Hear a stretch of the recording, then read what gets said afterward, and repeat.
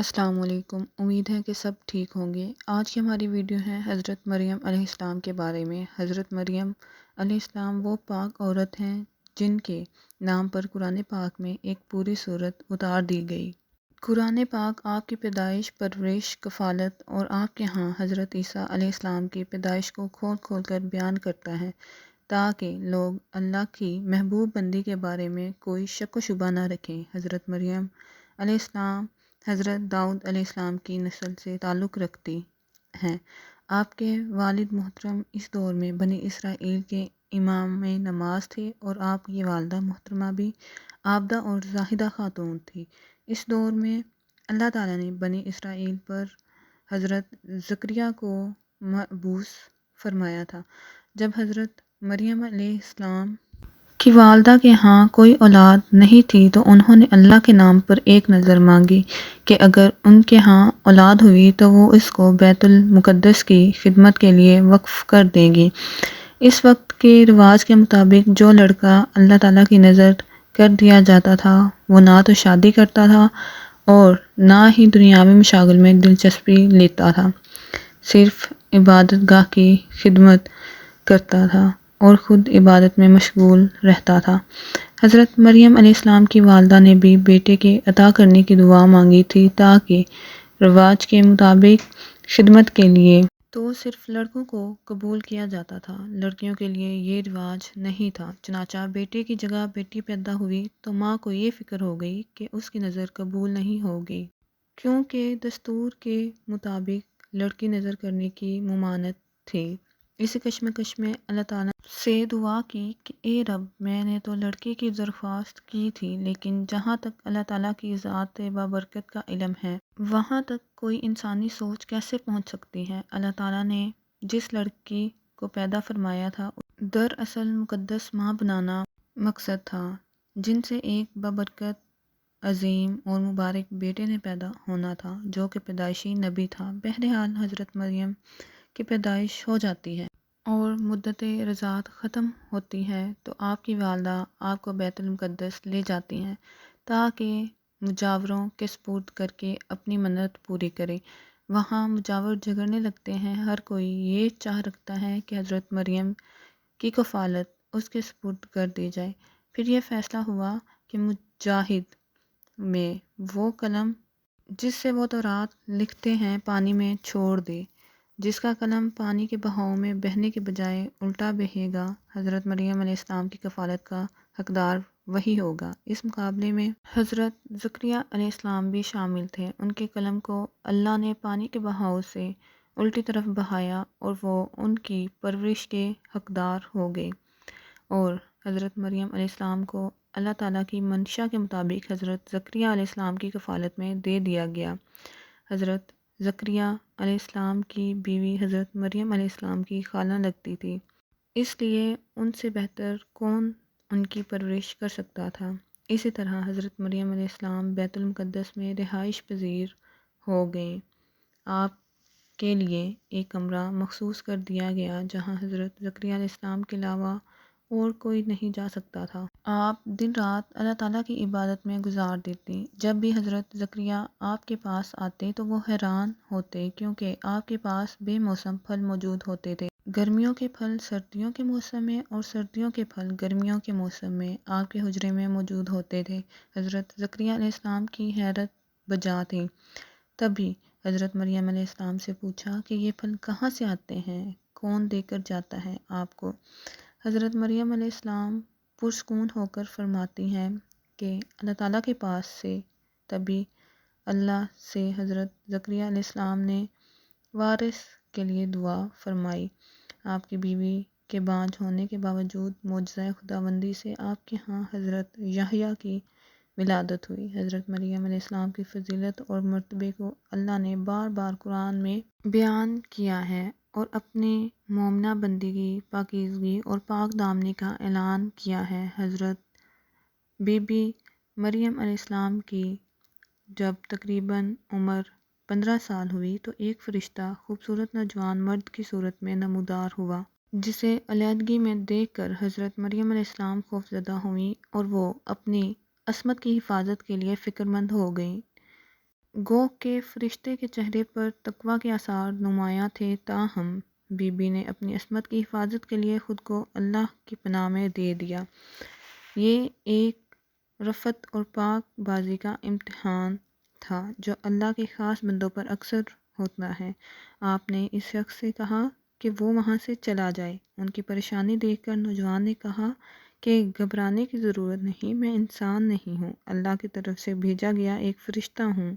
آنے کی وجہ بتاتے ہوئے فرشتے نے کہا، آپ کو ایک مبارک بچے کی ولادت کی خوشخبری دینے آیا ہوں۔ حضرت مریم علیہ السلام کو انتہائی تعجب ہوا۔ وہ بولی کہ یہ کیسے ممکن ہے کیونکہ وہ شادی شدہ نہیں تھی۔ فرشتے نے کہا کہ ان سے پہلے اللہ تعالیٰ نے حضرت آدم علیہ السلام کو ماں اور باپ دونوں کے بغیر پیدا فرما چکا ہے، اور حضرت حوا علیہ السلام کو صرف مرد کے وجود سے پیدا فرمایا گیا ہے۔ حضرت مریم علیہ السلام جب حاملہ ہوئی تو بیت المقدس سے ایک دور جگہ چلی گئی۔ اس بارے میں ایک قصہ کئی بزرگوں نے ذکر کیا ہے کہ بنی اسرائیل کے عابد اور زاہد شخص وہب بن منبع جو آپ کے خالہ زاد بھائی تھے، انتہائی تعجب سے پوچھا، اے مریم، کیا بیج کے بغیر کھیتی اگ سکتی ہے؟ فرمایا، جی ہاں، بتاؤ کس نے پہلی مرتبہ کھیتی کو پیدا کیا؟ پھر پوچھا کہ کیا بغیر مرد کے اولاد ہو سکتی ہے؟ فرمایا، جی ہاں، حضرت آدم علیہ السلام کو اللہ تعالیٰ نے بغیر ماں باپ کے پیدا فرمایا۔ پھر فرمایا، اپنی خبر دو۔ حضرت مریم علیہ السلام نے فرمایا کہ اللہ تعالیٰ نے مجھے خوشخبری دی ہے اپنی طرف سے ایک نشانی جس کا نام مسیح عیسیٰ بن مریم ہوگا۔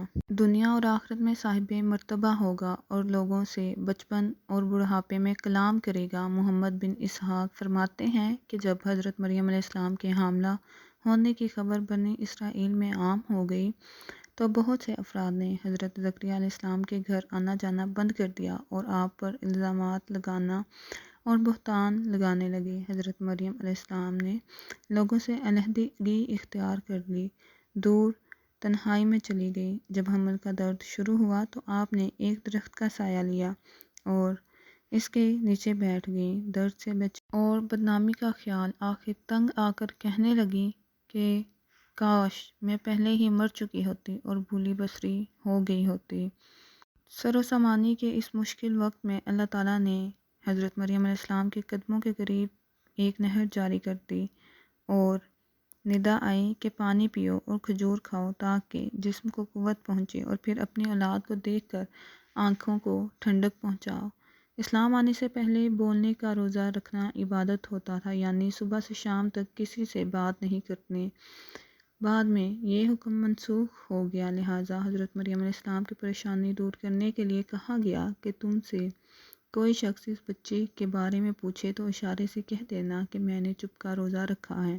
جب حضرت مریم کو کچھ تسلی ہوئی اور حضرت عیسیٰ علیہ السلام پیدا ہوئے، پھر آپ اپنے بیٹے کو قوم کے پاس لے آئیں۔ قوم کے لوگ آپ کی گود میں بچہ دیکھ کر غضبناک ہو گئے اور آپ کے پاکیزہ خاندان کا حوالہ دیتے ہوئے آپ سے بدگمان ہو گئے اور الزام لگانا شروع کر دیا۔ جب حالات بہت تنگ ہو گئے اور سوچ سمجھ کے دروازے بھی بند ہو گئے، صرف توکل کا دارومدار اللہ کی ذات ہی رہ گئی، تب حضرت مریم علیہ السلام نے بچے کی طرف اشارہ کرتے ہوئے کہا کہ اس بچے سے بات کرو، تمہارے سارے سوالات کا جواب یہ بچہ دے گا۔ سرکش لوگوں نے کہا کہ بھلا یہ دودھ پیتا بچہ ہمارے سوالوں کے جواب کیسے دے گا، ہم کیوں کر اس سے گفتگو کریں۔ قوم کا یہ کلام سن کر حضرت عیسیٰ علیہ السلام نے تقریر شروع کر دی، جس کا ذکر اللہ تعالیٰ نے قرآن کریم میں یوں فرمایا ہے کہ جب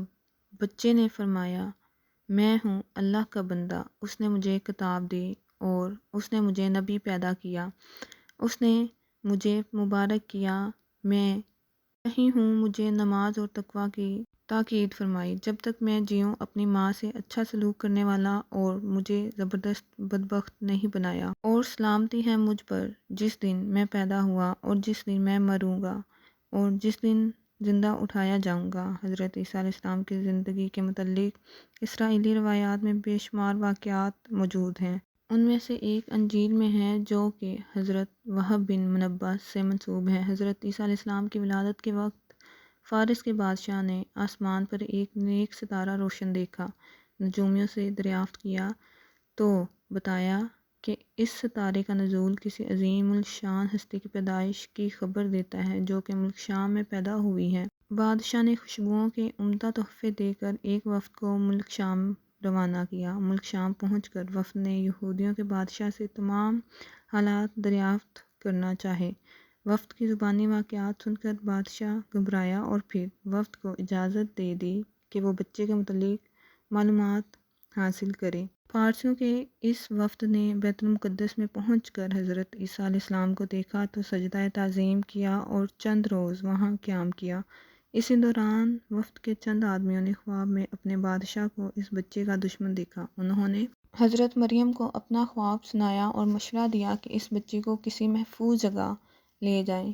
اس کے بعد حضرت مریم علیہ السلام حضرت عیسیٰ علیہ السلام کو لے کر مصر چلی گئیں۔ جب حضرت عیسیٰ علیہ السلام کی عمر 13 سال ہوئی تو بیت المقدس واپس آ گئیں۔ بخاری شریف میں حضرت عبادہ بن صامت رضی اللہ تعالیٰ عنہ سے مروی ہے کہ حضرت محمد صلی اللہ علیہ وسلم نے فرمایا کہ جس نے گواہی دی کہ اللہ کے سوا کوئی معبود نہیں، وہ اکیلا ہے، اس کا کوئی شریک نہیں، اور محمد صلی اللہ علیہ وآلہ وسلم اللہ کے بندے اور رسول ہیں، اور عیسیٰ علیہ السلام اللہ کے بندے اور رسول ہیں جن کو اللہ نے مریم کی گود میں ڈالا، اس کی روح ہے، اور جنت حق اور جہنم حق ہے، تو اللہ تعالیٰ اس کو جنت میں ضرور داخل فرمائیں گے چاہے وہ جیسے بھی اعمال لے کر آئے۔ اللہ تعالیٰ ہمیں بھی قرآن اور حدیث پر چلنے کی توفیق عطا فرمائے اور حضرت محمد صلی اللہ علیہ وآلہ وسلم کی پیروی کرنے کی توفیق عطا فرمائے، آمین ثم آمین۔